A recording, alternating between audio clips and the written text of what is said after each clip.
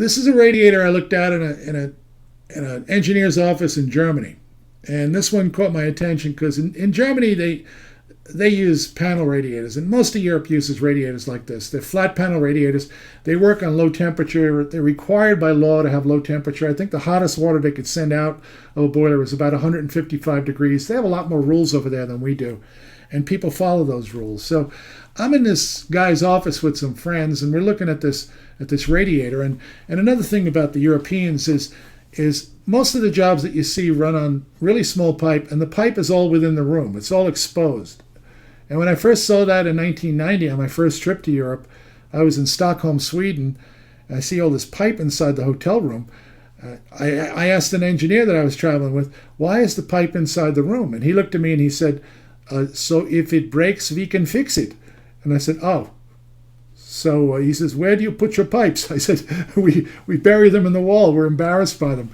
He says, and if it breaks? I said, oh, that's a whole nother industry, reclamation. We just rebuild the whole building. He says, don't those pipes freeze in the wall? I said, yeah, that's another whole industry, thawing out the pipes. So it's a way of producing jobs for Americans. So we laughed. He laughed at me. He says, you people are crazy. Why are the pipes in the walls?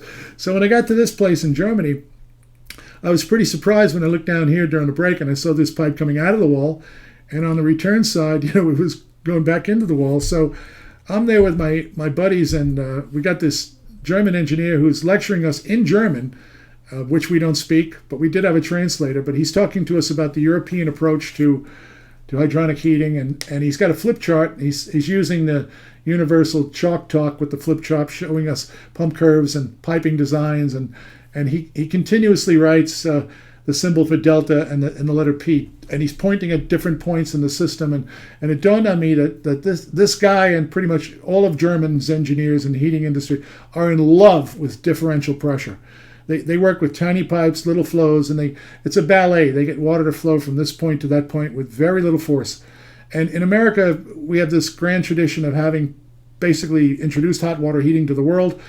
Through the form of gravity hot water heating, and we worked with big pipes in those days, which made us use big pumps as we moved into pumps, and we like big pumps, and most contractors really like big pumps, and they'll say, oh, the water won't go up there. Oh, I'll get it up there. Just give me that big pump, and the one I could put a saddle on and ride. So we're going to put that big pump on a cement base, and we're going to have vibration isolation because it's going to vibrate.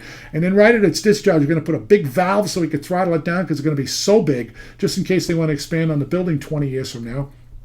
So we're in love with flow and big flow, and they're in love with pressure differential. So I was a little intimidated by this guy because he was so brilliant. I'm just there looking at this stuff. So during a break, I said to my buddy, I wonder why they put the pipes inside the wall, because the walls were made of stone. This is an old building. So he says to me, ask him. So through the translator, I asked, the man's name was Mr. Geyer. I said, could you please ask Mr. Geyer why the pipes go into the wall? And Mr. Geyer gets the translation, and he begins to look at me like I'm something to be scraped off a shoe. And he says, through the translator, tell the gentleman the pipe does not go into the wall. This is the pipe. So I said, wait a minute, this is the pipe? Yeah, this is the pipe. So I said, the pipe is square? So he says, yeah, the pipe is square. The pipe is square. So I said, why is the pipe square? Now, have you ever asked a question that's so monumentally stupid that you're trying to stuff the words back into your mouth even as they're coming out? Why is the pipe square? So this has to go back and forth through the translator, but it comes back. Are you ready?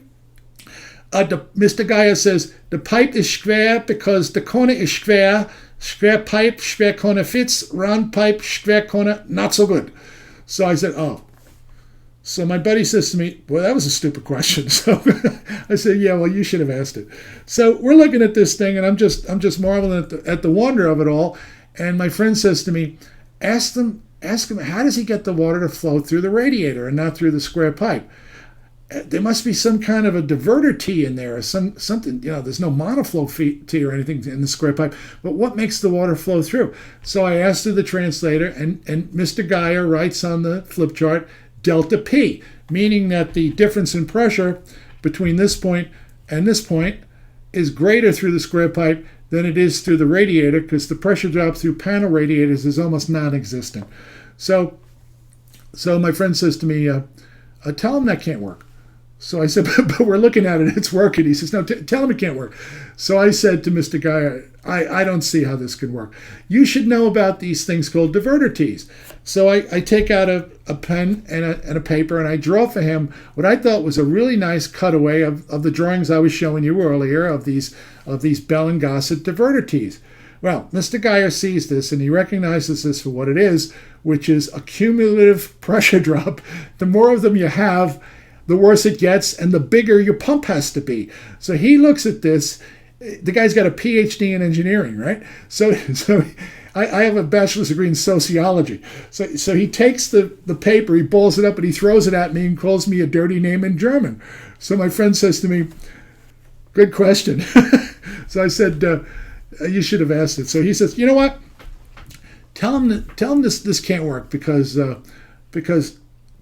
every time the water goes through here and comes out the other side, it's going to be cooler, and it's going to cool the water that goes to the next radiator. And by the time they get around to the end of this run in this big office building, the radiator is going to be too cool. The water is going to be too cool to heat those last offices. Tell him it won't work. I said, you tell him it won't work. He says, no, why should I get involved in this? The guy already knows you're an idiot. Don't get me involved. So I said, okay, what about delta T, difference in temperature? How are you going to make that work? So Mr. Geyer then takes us down the basement. He was very proud at this point. He takes us down the basement and shows us this piping arrangement that I had never in my life seen. This guy had a circulator, and then he had a four-way valve, which can make the water go in different directions. And then he had a timer. So for every half an hour, he's got the water going clockwise around this big loop.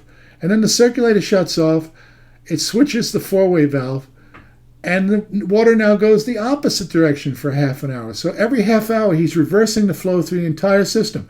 This guy gets the hot water first. This time, half an hour later, the other guy gets the hot water first. And that works. So it's very hard to argue with success, and that's what they were doing in this building.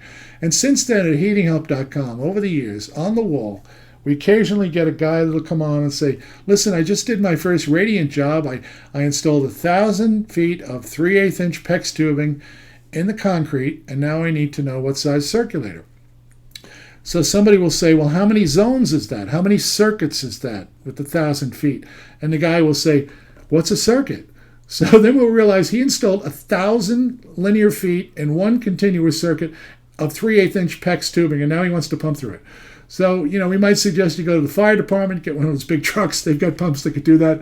Or better yet, we tell them about the trick with the four-way valve and the timer and reversing the flow, and often that will get the guy off the hook, because if the radiant is in a slab and you can get it hot, you pretty much get it to work. So there you go, lessons learned from traveling overseas.